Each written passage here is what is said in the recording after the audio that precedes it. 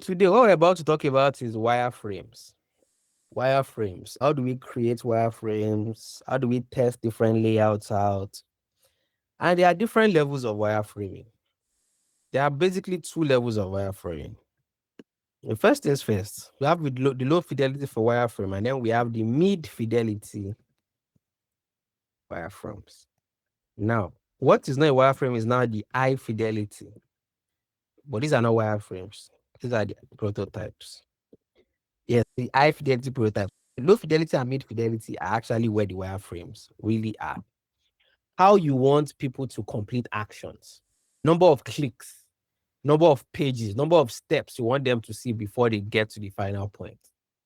Now, you can be very logical about it, or you can be as creative as you want about it. So you can do both. On the logical side is thinking. We want to retain users. I want users to be able to do things. If people can complete an entire thing in just one tap, we'll do it. But the point is for us to find a way to allow people to be able to complete these things in the least amount of taps possible. Meaning, can we do autofill for forms where if I tap on a form, it will just understand that, oh, like these are like the common types of information that you enter when you are trying to fill forms. And then it will just suggest, and then you can just tap on it, and then all your form is filled once. Or you just have to verify that it's exactly the information, and then you move to the next step. And then in the next step, whatever it's supposed to be, what else can you do? Can all the information be in one page in a way that is very easy to understand, very easy to assimilate? And then in just one tap, you can complete everything they are trying to do, right? At the end of that. So that's like what user flow helps us to do, helps us to think and plan properly for different eventual outcomes, right? Now, looking here, this is something called FigJam. Have I shown you guys FigJam at all in this class? I think we've looked at FigJam just in passing, even though it's not really part of this thing. But I feel like user flows is very important for you guys to know. It's a very good starting point on how to approach your project. Let's come in here. In FigJam, there's something called templates. And here I'll just say flow. Once I search for flow charts, workflow, flow diagram, code flow chart, website flow chart, right? Now, what we are going to use is the flow chart. I'll just add the template. Once I add the templates, it's going to come preloaded and with an example. I will explain what these user flows are. So let's look at this. They say this is an example of a user flow with a real world type interaction. This is an example thinking of a restaurant waiter's responsibilities. The starting point is typically that the waiter is waiting for customers to come to the restaurant. Typically, you're going to wait till customers start coming in and then you start serving them. Now, once a customer shows up, the next thing the first thing that the person, like the waiter has to do is what? Welcome these customers.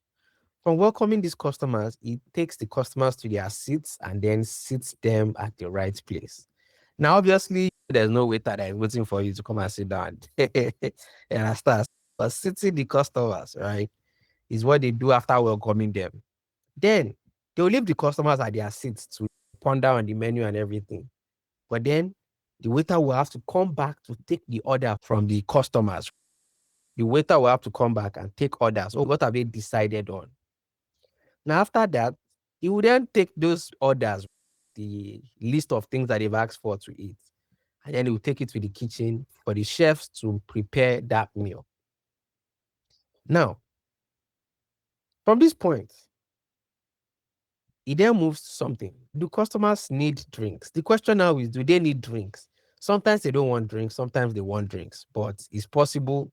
This is now what we call a decision diamond.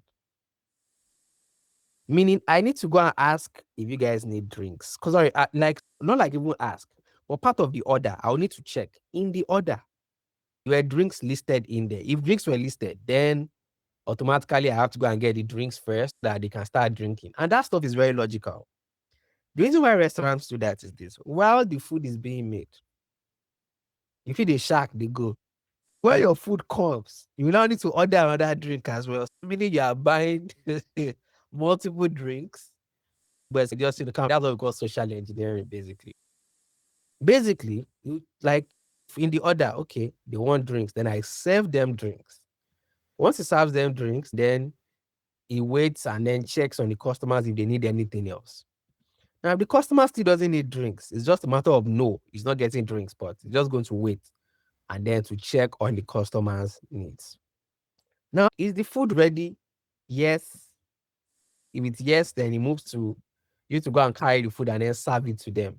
If the food is not ready, it's no. Can I go and serve them drinks? If yes, and if this no, then you just wait on the happy part of serving drinks, customers' needs are being checked on occasionally, and the food being ready as a yes. Then you serve the food. And then do the customers want to order more? If yes, you just do the whole thing again. It comes back here and then you do for the new order. You follow the same process. Or if no, you can prepare the bill that they can pay. And then at the end of it, you serve the bill and take the payments. You give them the bill and then you collect money through POS, card, or cash. And pretty much this is what your user flows pretty much are. But thinking of all the actions that users can take from different perspectives, but also different angles. We have to think of every single thing that goes into that one thing that they want to do. The one thing that they came here to do was to order food, order meals, and pay. Also, let's take the example of an e-commerce website. Now, the e-commerce website is obviously going to start from you entering the website. Now, this is from the perspective of a user, not a waiter or a store owner this time, but it's the perspective of a user who wants to use this app to make purchases and whatnot. Now, once you enter the website, you go to the product list. Once you get the product listing page, you can then see coming down. Obviously, this is the line we should follow. Review recommended items.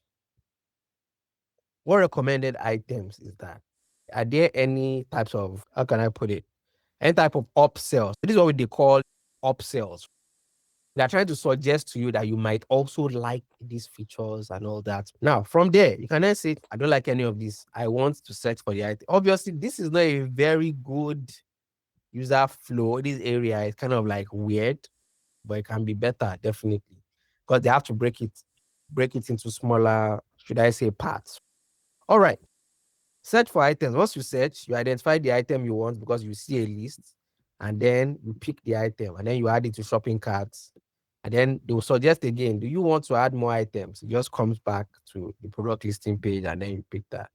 But if no is the answer, then you continue the checkout process.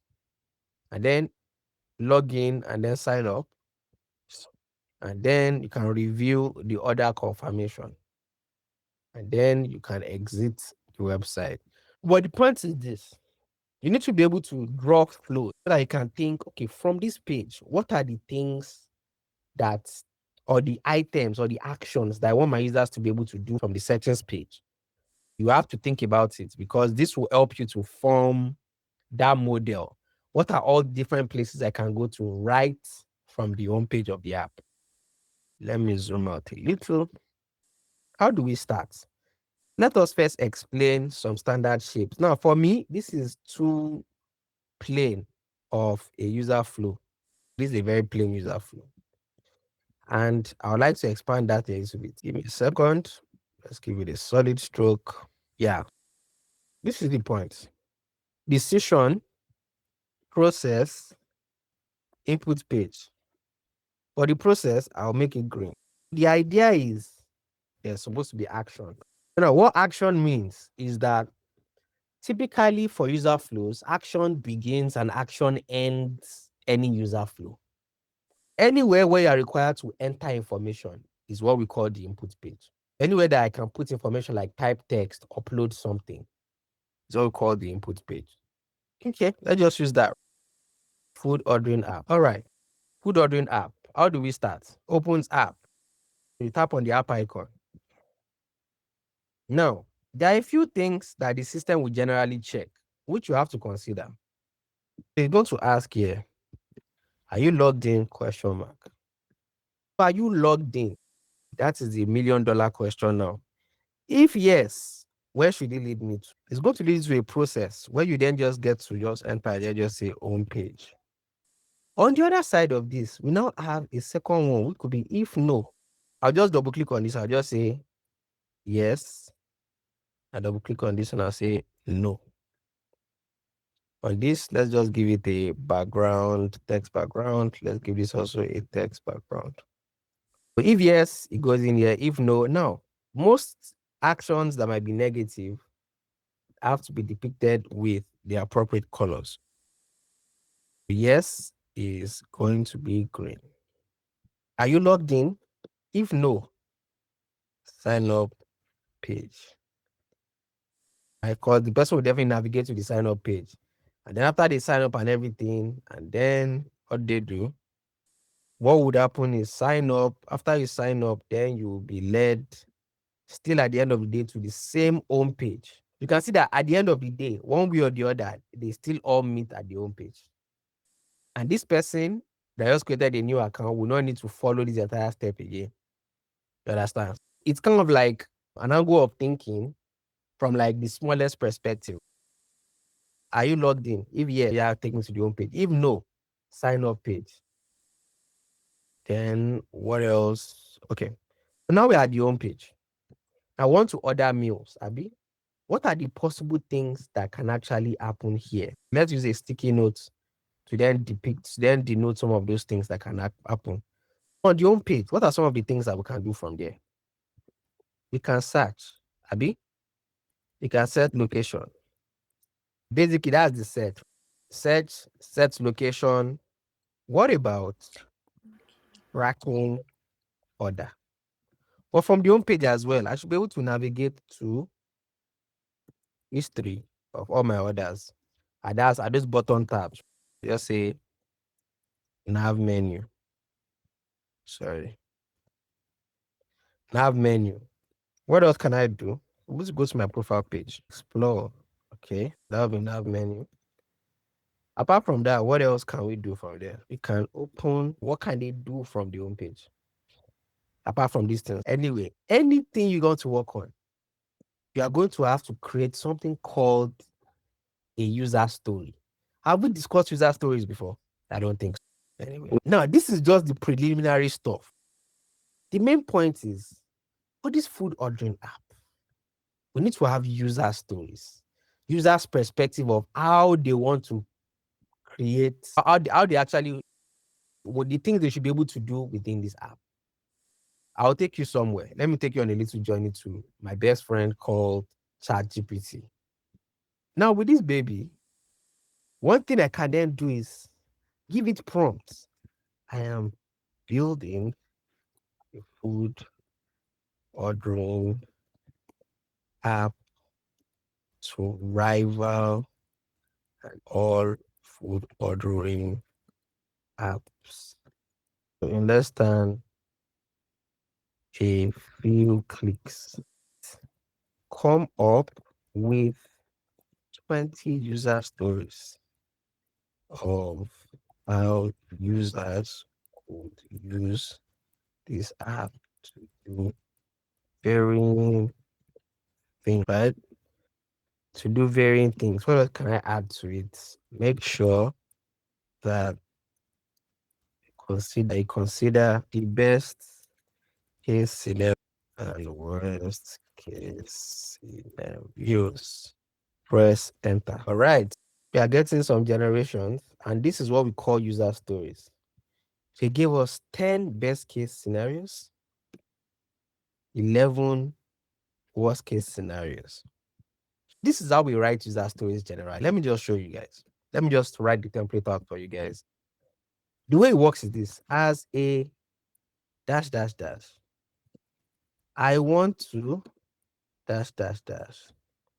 Then I want to dash dash dash that I can dash dash. And this is pretty much the user story. This is the format of a user story. What the first dash would contain is something called the user type or the user archetype. Could be a busy student, could be a busy professional. Understand? I want to now means what do they want to do? What do they want to do? That they can what? Is the final point of achievement. What is going to help them to achieve externally. I want to that I can. That is, I think, that's pretty much that first part. Obviously, if this is your first time using the app, now what we are trying to then do is we're going to say yes. Okay, so I'll say no. Then since this is not your first time, that means you've ordered before, obviously. Frequently ordered will show up. But if it's a no, let me even just delete that line.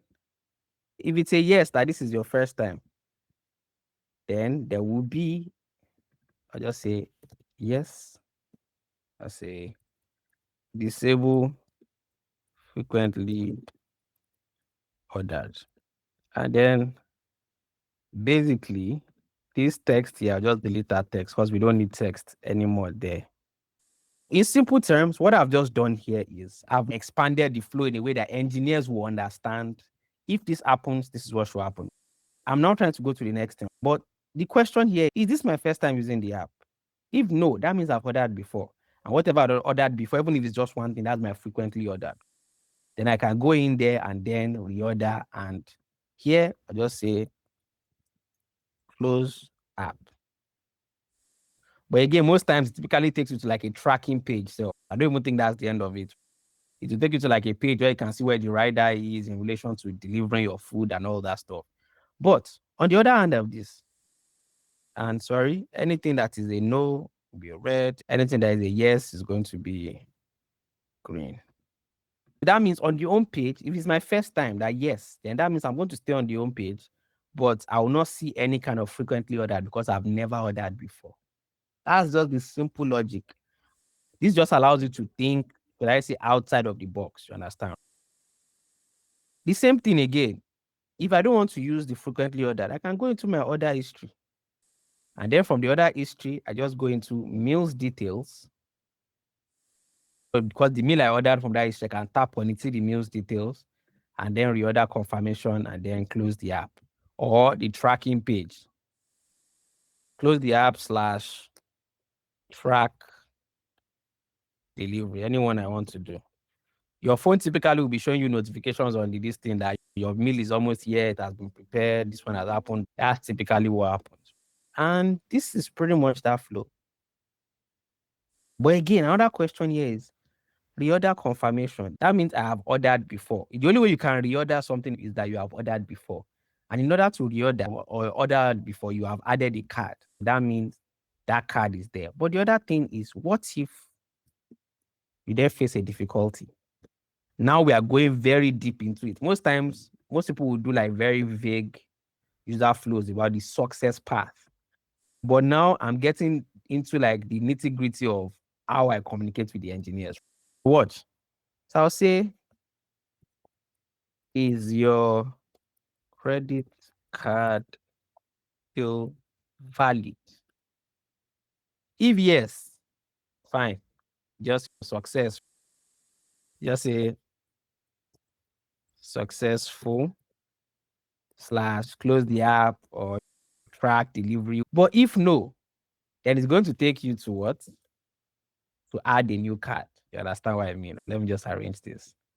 Add a new card. And once you do that, at the end of that, is your credit card still valid? Yes, it will be successful. If it's a no, then it's going to ask you to enter a new card. You understand? Yeses are green, nos are red. And pretty much this is it. Like pretty much. What is user flow? Now, the thing is, we can then say choose payment method. Because it's so easy to do it now. I'll just move this here. I'll just say choose payment method. And okay, I think I'll arrange it from there. Let me just around this breathe. But then I would rearrange this one to come from under.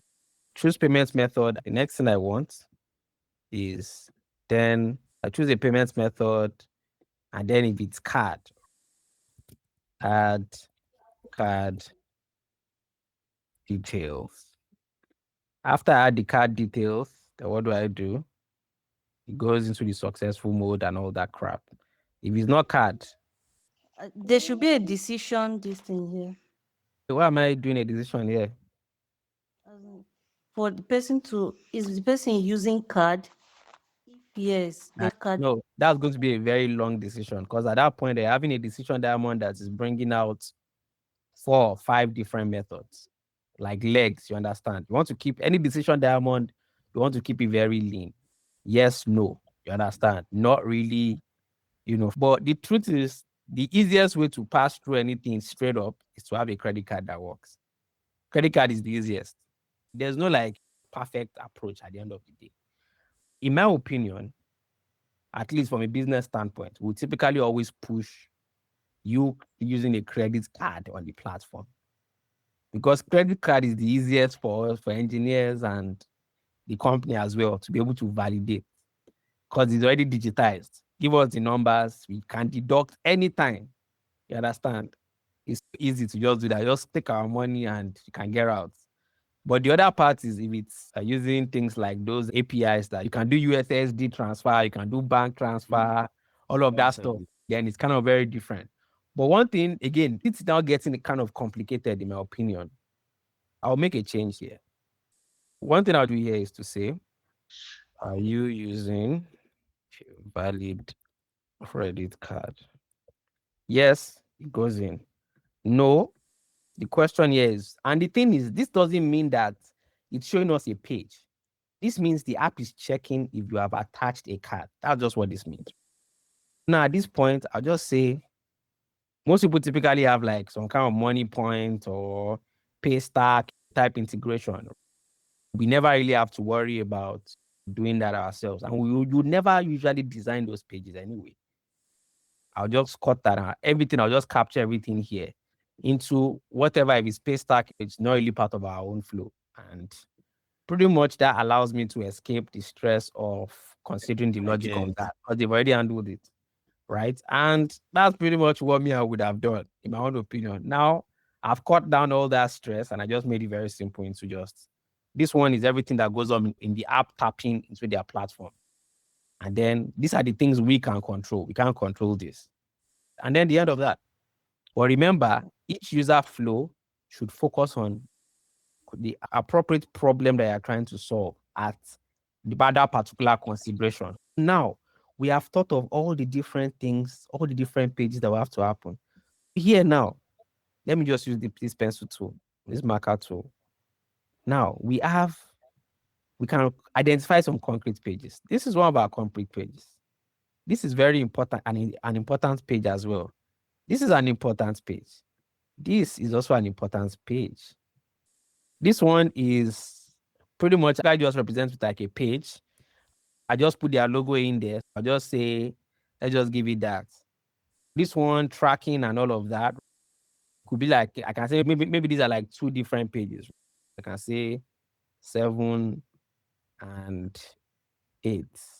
Anyway, right? Now, but again, within this page, we have now identified that this page on the navigational tab would link to other history. That's one thing we have confirmed from here. But we also know that the content of this page as well, we have a section called frequently ordered section.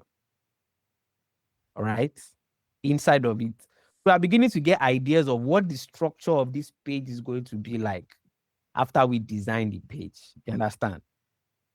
Now imagine what we are now going to discover when we now work on the second one, work on the third one, work on the fourth one, work on the fifth one. All of this, once we work on everything, we then start discovering, oh, this section might actually be very important on the home page as well. Then we discover that we need to have maybe like something like deals of the day. We need to have something like, I don't know, maybe recommended for you or something. You understand? We then start thinking, then maybe you have a promo, a gift came for you, maybe claim your free meal. That could be part of the deals of the day too. Then you start coming up with ideas. Now, when you now start coming up with these ideas, what is the first thing that you actually now need to do? You have to create something called a wireframe. But we start from low fidelity.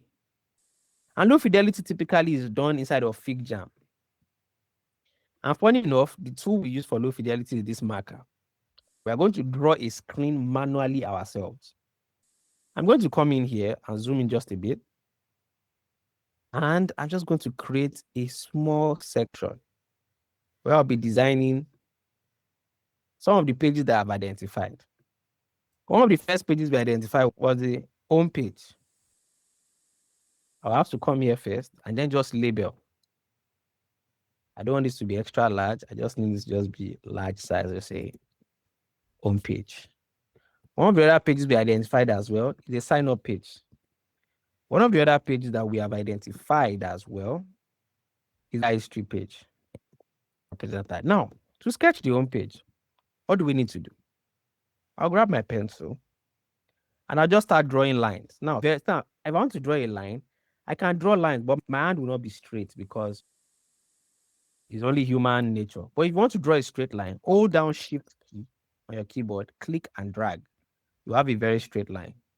Then I'll draw another one, and then I'll draw another and draw another until I have a box to represent the screen, like the phone screen itself, right? Now, once I have this, I've identified a few things that wanted to happen. We want to be able to search. Let me just bring that sticky note somewhere here. I think this color is too dull. Let me just give you the yellow color. Now, I want to be able to search from this page. I want to be able to set location from this page. I can track my order as well. All of these guys are going to be in the navigational menu. At least we have identified a few things that will be in navigation. 1, 2, 3. Home page itself will always be in navigation, so it will be the fourth thing. We don't know if there's going to be a fifth in navigation. Again, that's very, we can see we have 1, 2, 3, 4, 5 things in navigation. So I can come down here and then confidently then sketch the navigation area. And then I'll draw a circle with an X. This is how we represent icons. And then text, home. And this is the art of wireframing in low fidelity. This is the lowest fidelity. This is just to identify structure of what we want to do. This is what we call low fidelity wireframes. Now we have 5 icons. Here, I can label it now. And then I can just come there and then just say home. Understand? It's just a matter of just labeling because it's supposed to be a rough sketch. It's low fidelity. Now, the funny thing about this wireframes is nobody is asking to see your wireframe. It's only a neighbor, it's only a nosy, what's it called, or an overbearing product manager that will be asking to see your wireframes. Sometimes when you are discussing or coming up with ideas, it's always nice to do this with your product managers or engineers, you understand? Home. This one, so I'll label it here. Label this, label that, and label this one as well. We have home. We can say cat is here. Or maybe we can even say cat should be in the middle. We can say history is here. And then one that I had here. Oh, profile is usually the last one, obviously. Yeah, I think we're all used to you profile being the last one anyway. Then explore. History cannot be here then. That means I'm going to interchange history and explore for each other. Because explore usually is after home. I'll just say explore. Now we already know what the main navigational menu items are going to be. We now need to figure out the content of the page itself. We know there's going to be a set location. What if Uber doesn't have their logo in the app after you've seen the first listings? Why should the logo be everywhere? But most people always think of, we have to represent the logo for design. Nah, you don't need all of that shit. First things first, search is important. Set location is important as well. I would think in the sense of hierarchy. I want the user to feel like this is their app. I want the user to feel like this is my app. Let's come in And I'll just do some text here. Welcome, welcome James, or welcome Jack, or whatever the name is. And then down under it, I would like an icon, a location icon. And then it will show a short snippet of where I am in location. I can tap on it and then change the location if it's not the right location. It will do like an auto detect, but sometimes auto detect can be very wrong. Then I can tap and then enter my address directly. Therefore, already from here, I've identified another page that I will need to create. I'll need to create a change address, or it can be a modal, or it can be a pop-up. So it can be change, let me just use text instead of whatever. Change address, page, or modal. When I say modal, it just means those pop-ups. Modal is just pop-ups. Change address modal. Now, for the search, I want to be able to search, Abi. Oh, voila. Therefore, I have enough space here for a very nice search bar. I can have my search icon inside of that search bar. And then some text are just telling me that, oh, you can search with this. Now I've identified the top area and identified the bottom. Now I'm in the middle and I have to start thinking. The only thing we know for sure for now, even though we've not drawn all the other things, is that I'm going to have a frequently ordered. Instead of maybe making it a long distance, can I do a grid here where I can have some key things, right, that the user might want to visit? And it might not be a carousel, it depends. But the good thing about wireframing is you're allowed to always rethink anything you've done. I'll just come here. And I could just have frequently ordered text. If I tap on this, it takes me to frequently ordered. Now, I know what my frequently ordered is going to be. Now, this second one, I don't know yet. Maybe favorites. I can do that favorites here if I wanted to. Now, I've created an opportunity to be able to add things into this one page. We don't know what these other things will be able, like what features they will be, because we've not done all the other user flows yet. But now we have opened up opportunities for other things to now be possible. Maybe in one of these ones, deal of the day. But I feel like deals of the day should be something that's very visible and should seem like an advert. I'll probably do deal of the day. Like I'll probably do something like deal of the day, like in big here. Then a nice advertisement banner. Like some nice steaming chicken and maybe jollof rice with nice coke. You understand? So this will be like a graphic. Understand? And maybe under it could give me like the name of the restaurant, how many minutes away the place is, and their star rating maybe somewhere here as well. And then pretty much I already just have a card that represents the deal of the day. But maybe this particular area, we can actually have more. You have to be thinking outside of the box as you're sketching. That means here, this same card, we can actually have a lot more. Other deals of the day can then be sliding in from outside. You understand? Maybe KFC is doing one, maybe Chicken Republic is doing one, maybe Domino's is doing one, things like that. And then before you do it, you've already, now we are almost done with the page. Again, if you want more things beyond that, what are those things? But it's going to be based on discovery of whatever we start, what is that? What's it called? Whatever we discover from some of the other user flows that we work on. You understand? And then little by little, you start coming here to add things to your own page that are very important to your core users. And that's pretty much user flows becoming a like low fidelity wireframe, right? Now, mid fidelity wireframe is very similar to, let me check something. 50 points, I beg. Now, mid fidelity wireframe. Mid fidelity wireframe is now taking this wireframe and then turning it to a semi-structured format. I'll just do only this one for our example. Let me just take this section and shrink it down. And all I just want to do is I want to export this so that I can take it to the main Figma design. Now, before I would have right clicked and I'll just copy as PNG. But you can just do Ctrl Shift C. It will copy as PNG, or you can right click and just copy as PNG if you want to, anyone you want. Then I'll come to this place and then we'll now paste it here. Provided we are sure that we have completed what we want to do with this. I then going to come here and then say, okay, let us now turn this to a wireframe.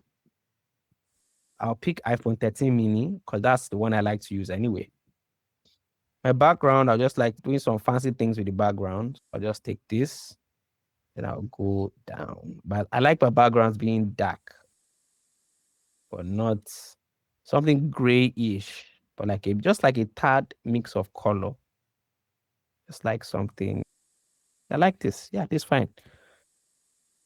For this, now, one thing I would always do is I would leave a space from the top. What was the spacing I actually mentioned the last time that I typically leave from the top when I want to design? How many pixels? 44. 44. Thank you very much.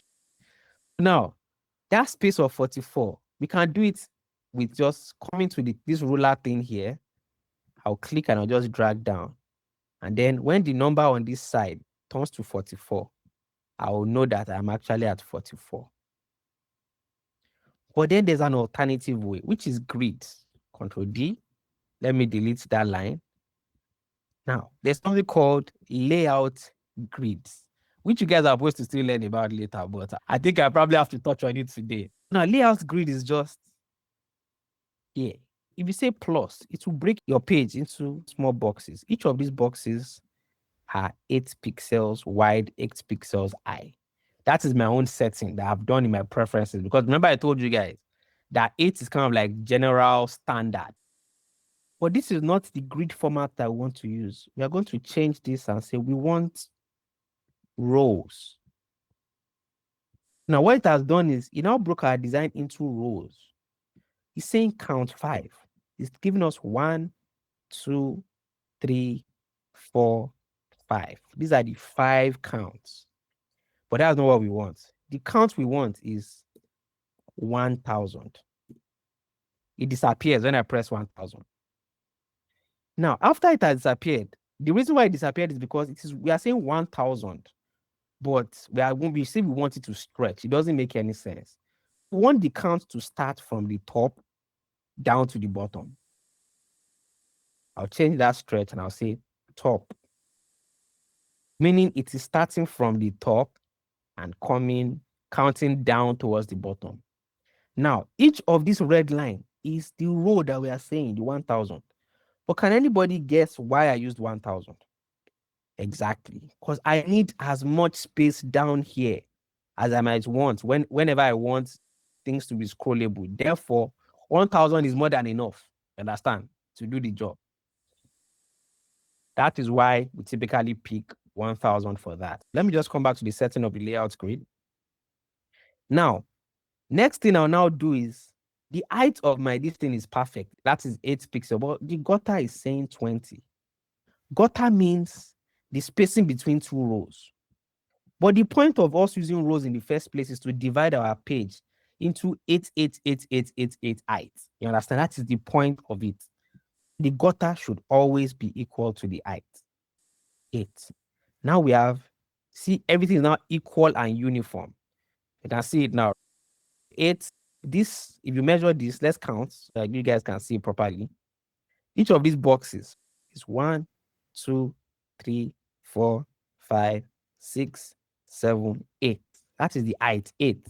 If I come down here to 1, 2, 3, 4, 5, 6, 7, 8. And the same repeats over and over.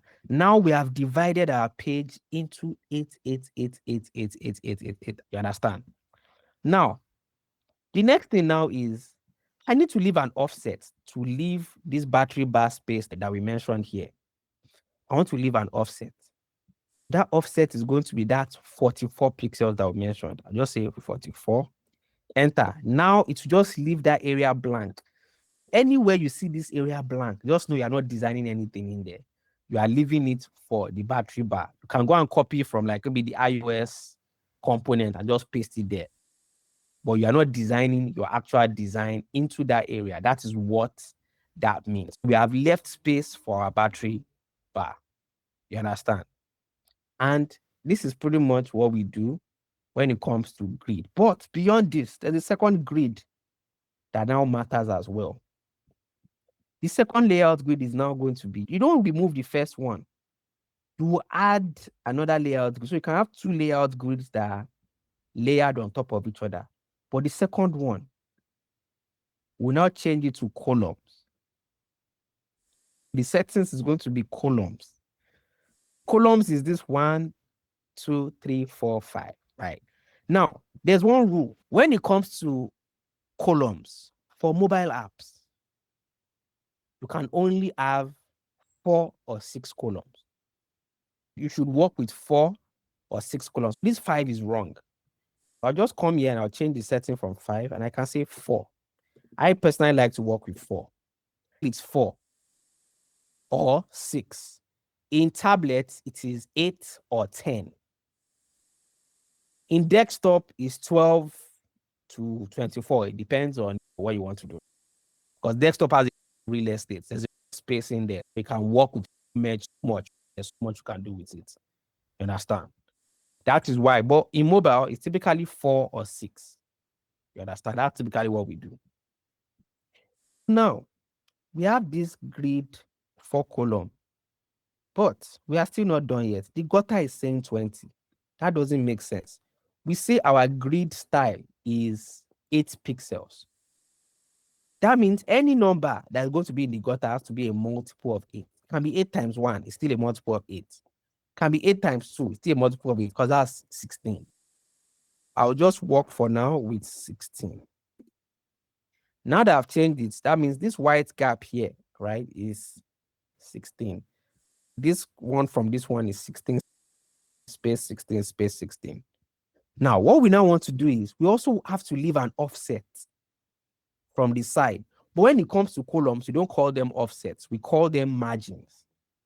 Margin just means we are leaving space internally. We are cutting space internally, right?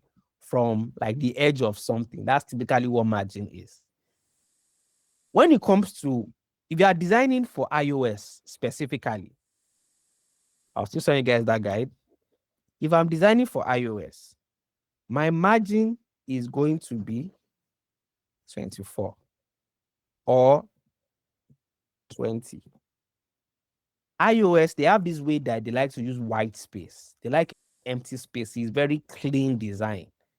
Typically, they leave space from the sides before you start designing elements. On Android, it is 16 or 20. There's a sweet spot where both of them meet. Again, you can always work with 20, right? Because that's about 4 times 5.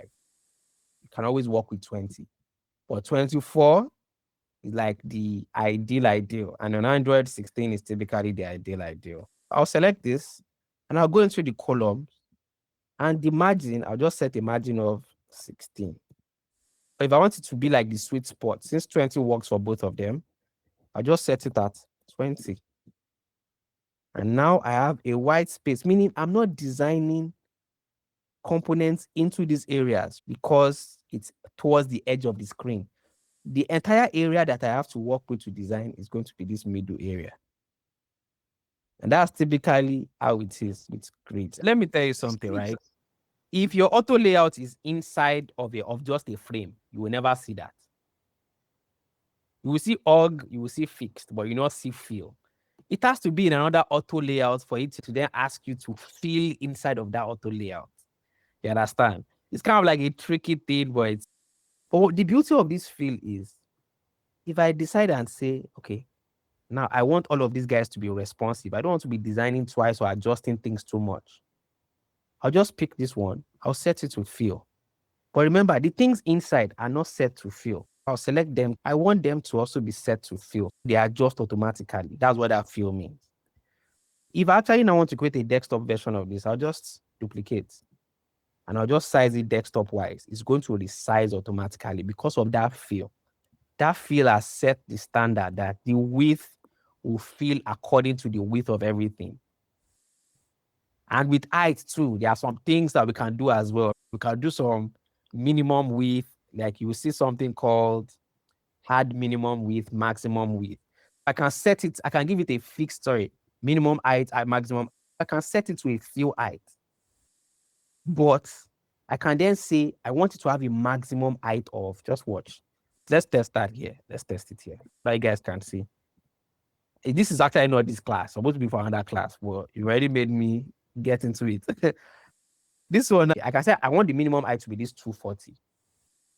I will just go minimum height 240. Then I'll come here, add maximum height. And I'll say I want the maximum height to be around, let's say, 700. Let's just use a random number, 700. Now I've set that. I can select this and just say, fill the container. Now here it is filling container. Let me now make a duplicate. I can then stretch this as much as I want to. But the moment I start stretching downwards, when it gets to the maximum, it will stop. It will no longer stretch anymore. And that is how you then decide how to take a simple mobile design and transform it to desktop. Or you can do the reverse, vice versa, from desktop to mobile. And all I just have to do to just increase the side spacing here for desktop size is just to select and just think around, okay, let me just make it be like 120 space, right? Now everything is in the center. If I need more spacing from the top, I'll just come here to adjust, probably say around, let's say 80. Bam. Now I'm there. I don't even need this line anymore. And pretty much I'm beginning to have a desktop-like type thing. There's so much you can do.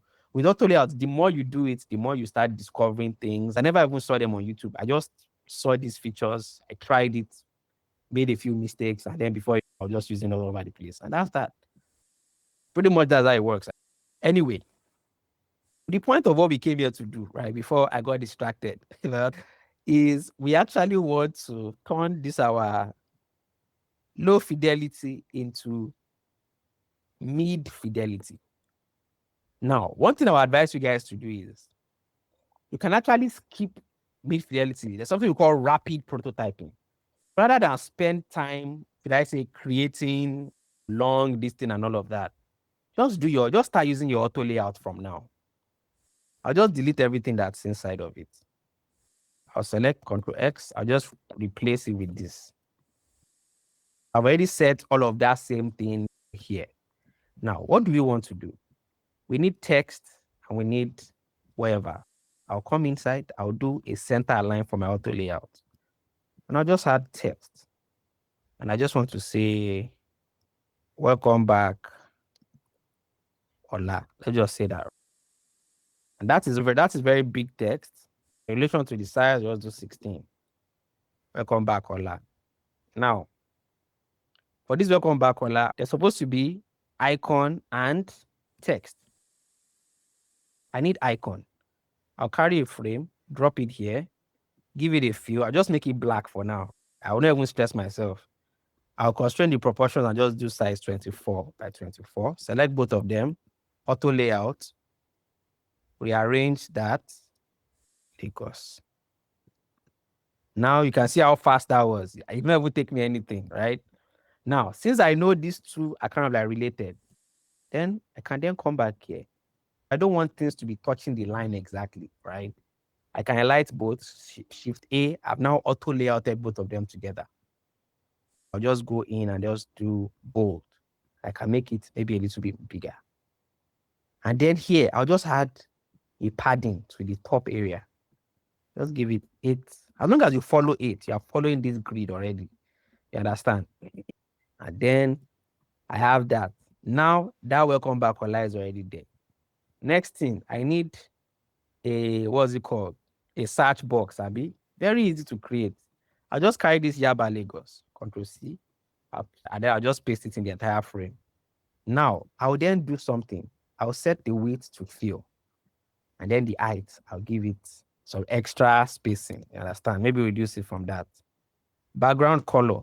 Actually, typically we will not use color, we use black and white. But luckily we have found our black and white. I'll just go down. I'll just pick one gray here. The stroke, I'll also go down. I'll find like not a very deep stroke. I'll find like a nice light stroke. And then I want this to just be aligned left. I need there to be space. So I'll just do like a 16 as well. And then I feel this is a little bit much. Let's go down to 12, which seems like a very good measurement.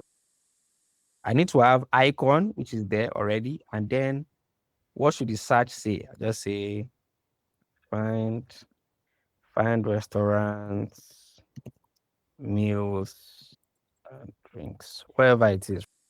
This is too big, obviously. I'll just take it down to like 12. Color wise, I'll just go down. It's a placeholder not supposed to be too sharp. Just put it in there. And then that's done. The next thing, these guys, easy. It's so easy to do this. The auto layout, see what I've done with just auto layout in just how many minutes. I can say, okay, maybe I want to have more spacing between welcome back Ola and this guy. I'll just select the welcome back Ola one. Remember, we gave it 16 at the top. Maybe we should just give it 16 at the bottom so that we have more space. And then I'll just go to the bottom, 16. Now we have more space. Very easy. Makes life just super easy. Now, the next thing now is we want to do auto layout here. We need icon, we need text. We already have this. I'll just repurpose this guy. Control D, right? Top to bottom alignment. I'll allow it to hug. Here, I'll say frequently ordered. I want to do a center alignment, simple, bam. And that's the end of that. Maybe this spacing, I'll just cut it down a little bit. And then I'll just do Control D. We want to have 1, 2, 3, 4 of them. 1, 2, 3, 4. Now, my question is kind of like they are spilling out. I want them to fit in the screen. Select this, fill the container. I want these guys to not spill outside. I'll take all of them, fill container. Now, the question now is the text is spilling out. I'll select the text. 1, 2, 3, 4. And then I'll say, I want the text to fill container as well. Bam. And that's the end of that. Very simple, very easy. And then I can decide if I want the text to be more visible. Maybe that's not dark enough. Let's go like 800, right? Now, I already have my boxes all created. Just basically by repurposing everything that I've been doing since. Yeah, that's that. And then the next thing I can just say is, okay, what's now the next thing, right? This guy here, maybe like order of the deal of the day or whatever. And deal of the day, right? Now, obviously, this guy will still be here like this because remember, the entire auto layout of the page is centered. If I try to say I want to start solving this problem now of aligning it to the left, this one will go to the left. It doesn't make sense. For now, let's leave it this way. I'll attempt to that later. Now, what I need now is an area that has an image at the top and then some other things at the bottom like text, blah, blah, blah. All I just know I need is I need image box. Yeah, I need image box and I need some text boxes. Okay. So I'll just take one of these guys and just copy and use it. Come down here, Control V. This is my image box. All I just want to do here is take this guy, right, and set it to fill container. But you can see it's filling everything height and width. I don't want it to fill height. I'll just detach that. And here, I'll probably give you like a nice, let's say 80. Let me see what 80 looks like. It is too small. Let's go 120. I'm thinking multiples of 8. Here, that's fine. But then remember, our image flushes to the edge. That means there's no space. Select this, take away the 8 at the edges, 0. I don't think I need the top one as well. 0 as well. Now I already have something that's looking good already. I'll just do a left align and then my text as well. This text is going to be another tricky situation. But if I just allow it to just stay on its own, which is fine, then I'll do a duplicate. Now, one of it is going to be the name of the restaurant. Shipping Public Yaba. And then this 12 is too small. Let's go big. Let's go 18. Then here we'll say 15 minutes away, which is fine. And then what else do I need? I need to be able to show like the star rating and all that crap. I'll just control D again. And I'll probably just say 4.5 stars, right? Now I need an icon to represent the stars. You don't have to stress too much. Just come here and paste it. Select the two of them, Shift A, arrange to the side, center aligning properly, and then arrange. Now, how do I now get things to space the way I want it to? It's easy. I know Yaba and this guy, they have to be on this side. This one has to be on that side. I'll first pick these two, Shift A, and then I'll pick this one with it, Shift A, side alignment, and then fill container. Now, fill container has not fixed our problem because the center is still, the spacing is what I'll use. I'll just say spacing auto. Now it's at the edge. What else do I need to now do to clean this up? I just need to give it some internal padding. Let's pad it. Now we already have that. And pretty much we have the entire card that we've been talking about. Now, to fix the problem of this one being at the center, just pick this one and this one together, Shift A, and then left align. That's that. And pretty much you have the entire thing. Imagine how fast you can walk when you now start, when you have more ideas on what your own page is going to be. If you wanted this to be like, you want to have other ones that will scroll in from the side, all I'll just do is select this particular one. Remember this frame is already an auto layout, but then I'll add a new auto layout. But instead of doing that, I can just do it maybe the traditional way, make a duplicate. I have 3 of it now. I'll just select all those 3, Shift A, and then I want them to align. But you can see they are squeezing somehow. Let's just come back down. All I'll just do is instead of them filling now, I will now stop the fill. I'll select them, 3 of them. I'll just say instead of fill, I want them to be fixed. Then take this and I want it to go that way. Now there's more items outside. You understand? And then we can preview it quickly. Let me go back here. I think I wanted to use the right phone size, iPhone 13 mini. Yeah.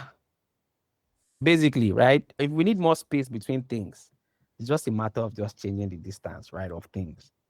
Just come here, select the entire frame. Maybe instead of 8, you want to do 16. Maybe now there's too much space here. Just go back to Yaba, reduce the bottom one, maybe by 8. Or maybe by there. I think that I can take all of this and just say, just want to pad it from the top a little bit more. And then these guys are on their own. If I want to have more space here, I can select this guy too. Add some extra spacing at the top too. Papa. Before you wait, you already have a design that is basically just structured. And you can reshape it into whatever you want it to be, change all the corner radius, but wireframes. This is how I typically approach things. Especially if I don't know what the icons will be, I'll just use frame boxes to represent the icon. When I have the icon, it's just to paste to replace, change the colors of this thing. Maybe we'll remove all of these corner radiuses now. But wireframes will always be black and white. But wireframe is kind of like the first iteration. This is what you show, what you discuss with your team.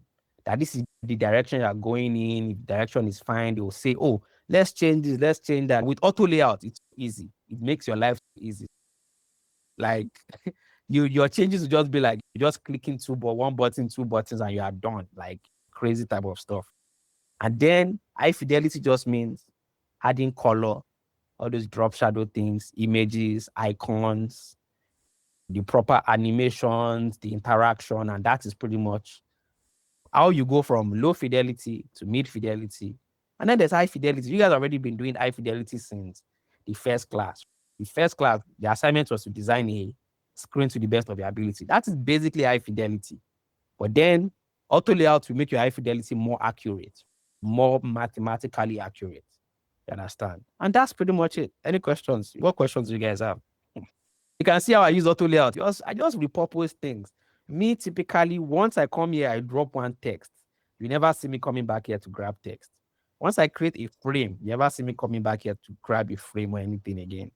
I just reuse the same things that I already have on my screen. I just duplicate it, repurpose it, realign it, resize text or reshape, and that's the end of it. It just makes life very fast. I know you guys will get used to it very soon. Like I know that before the end of this, how many weeks? This is week 5. We have 7 weeks left. We have a lot, more than enough time. Understand?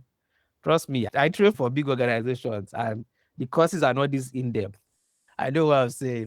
Yeah. Any questions about the wireframes though? Low fidelity and mid fidelity. Because your assignment is going to be on your own project. The project that you said you want to work on, that is the project that you are going to be doing. You are going to be doing assignments on now. You will start user flowing your app. You will start, what's it called? Wireframing your own personal app. Anything onboarding like sign up, the entire process, they are all here. Everything, I separate different parts of my project.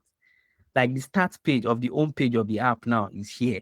But all the different things that can happen from that page, right? The simple little things, they are all with it here. There are some things that are no longer that we're not even doing, right? But then terms and privacy policy has its own section. From outside, anywhere I am, I can see, oh, if I want to edit something in terms and privacy, I'll just take my mouse there. I know exactly where to go. Section is a way of cleaning your designs up. And then if it's something in my profile settings, I'll just come in here. Oh, profile, how can I edit this, change that? You understand? If it's something in maybe like reward point systems, oh yeah, let's come in. How can we make edits to like this point system and all of that? Pretty much it's just to arrange your file in like a nice format that you know exactly where to go when you're looking for something specific. Especially when you have something with crazy number of pages like this.